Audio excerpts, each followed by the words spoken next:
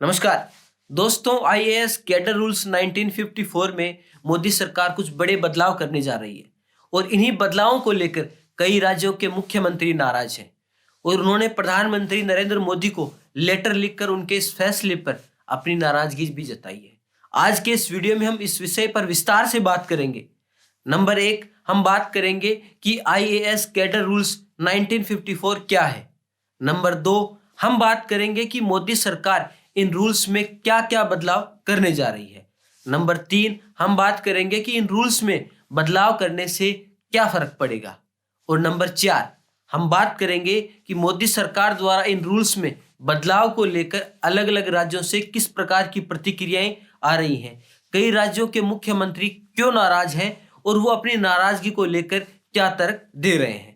लेकिन दोस्तों, इस स्टोरी पर आगे बढ़ने से पहले आप नेशनल स्टोरी को यूट्यूब पर सब्सक्राइब कर लें, क्योंकि इस प्रकार के वीडियोस बनाने में हमें काफ़ी मेहनत करनी पड़ती है। और जब आप हमारे चैनल को सब्सक्राइब करते हैं, हमारे वीडियोस पर कमेंट करते हैं, हमारे वीडियोस को लाइक करते हैं, उन्हें शेयर करते हैं, तो हमें ऐसे ही और स्टोरीज बनाने के लिए मोटिवेशन मिलता है। तो लगातार आप हमारे वीडियोस को लाइक करते रहें, शेयर करते रहें, ताकि हमें मोटिवेशन मिलता रहे। तो चलिए अब वापस लौटते हैं आज के टॉपिक पर और सबसे पहले बात करते हैं कि आईएएस कैडर नियम 1954 क्या है। ये नियम आईएएस आईपीएस अधिकारियों की नियुक्ति से संबंधित है। आईएएस और आईपीएस अधिकारियों की भर्ती केंद्र सरकार यूपीएससी के माध्यम से करती है और भर्ती के बाद केंद्र सरकार इन्हें अलग अलग राज्यों को अलॉट कर देती है। उसके बाद ये ऑफिसर्स अलॉट किए गए राज्य के अधीन काम करते हैं और वो राज्य अपनी जरूरत के हिसाब से उन्हें प्रशासनिक जिम्मेदारियां सौंप देता है।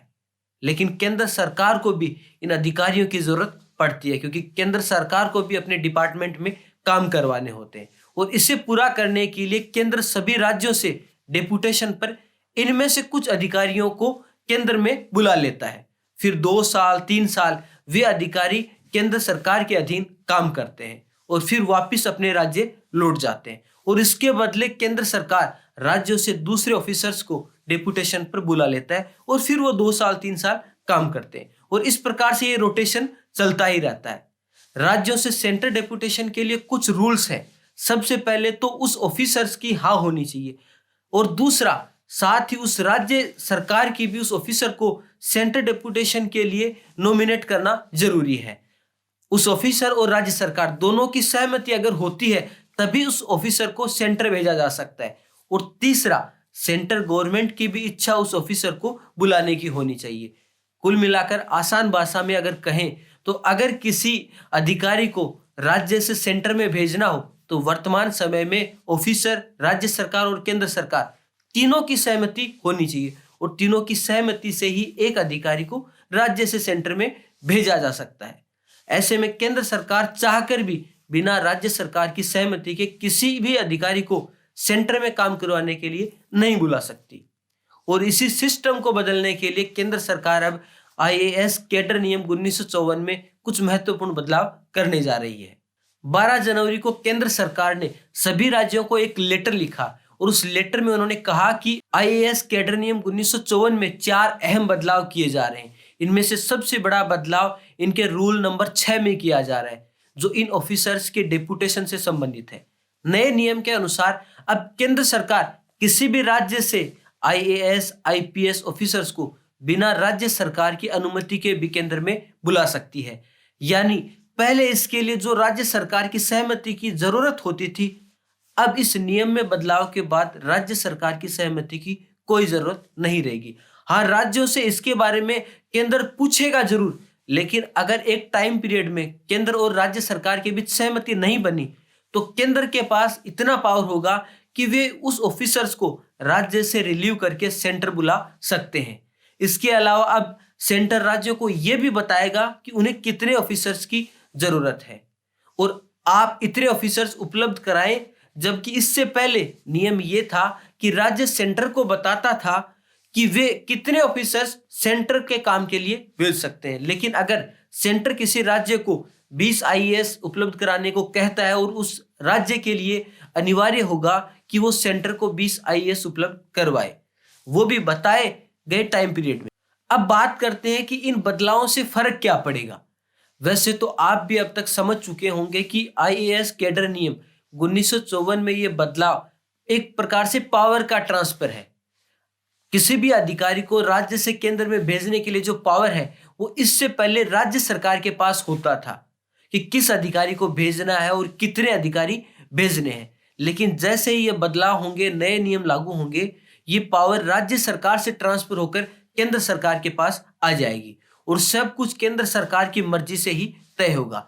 जैसे कोई आईएएस ऑफिसर राज्य में किसी मामले की जांच कर रहा हो और इसी बीच अगर केंद्र सरकार उस ऑफिसर को सेंटर में काम करने के लिए बुला ले तो राज्य सरकार उस ऑफिसर को नहीं रोक सकती। सेंटर द्वारा बताए गए टाइम पीरियड के दौरान उस ऑफिसर को जाना ही पड़ेगा। ऐसा नहीं है कि राज्य सरकार अपनी मर्जी से उस अधिकारी को रोक ले। केंद्र सरकार ने इसके लिए 25 जनवरी से पहले सभी राज्यों से जवाब मांगा है और आपत्तियां मांगी है। जानकारी के मुताबिक केंद्र सरकार 31 जनवरी से शुरू होने वाले संसद के आगामी सत्र में यह संशोधन पेश कर सकती है। अब इन बदलावों को लेकर कई राज्यों ने सवाल खड़े किए हैं। कई मुख्यमंत्रियों ने प्रधानमंत्री को इसके खिलाफ लेटर लिखा है और अपनी आवाज भी खुलकर उठाई है। पश्चिम बंगाल की मुख्यमंत्री ममता बनर्जी ने इसका खुलकर विरोध करते हुए प्रधानमंत्री को जो लेटर लिखा है उसमें उन्होंने साफ तौर पर कहा है कि इस नियम में बदलाव से अधिकारियों में जो भय का माहौल है वो पैदा होगा और उनका काम भी इससे प्रभावित होगा। 8 दिनों में इस विषय पर दूसरी बार प्रधानमंत्री मोदी को ममता बनर्जी ने एक और पत्र लिखा था और इसमें उन्होंने कहा कि इस संशोधन से संघीय ताना बाना एवं संविधान का मूलभूत ढांचा नष्ट हो जाएगा।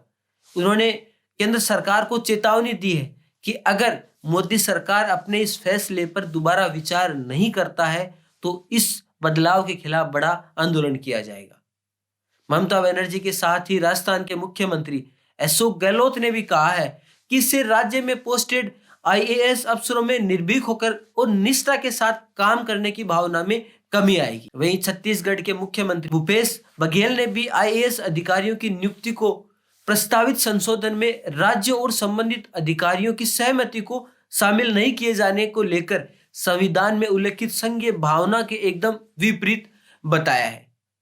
इन राज्यों के अलावा महाराष्ट्र, केरल, तमिलनाडु, झारखंड और भी दूसरे राज्य खुलकर इस प्रस्ताव का विरोध कर चुके हैं। अगर आप इस मामले में अपनी कुछ राय रखते हैं तो वे हमें बताएं। क्या आईएएस कैडर रूल्स में यह बदलाव सही है या गलत है? जो भी आपकी राय है आप कमेंट कर हमें जरूर बताएं। बहुत बहुत धन्यवाद।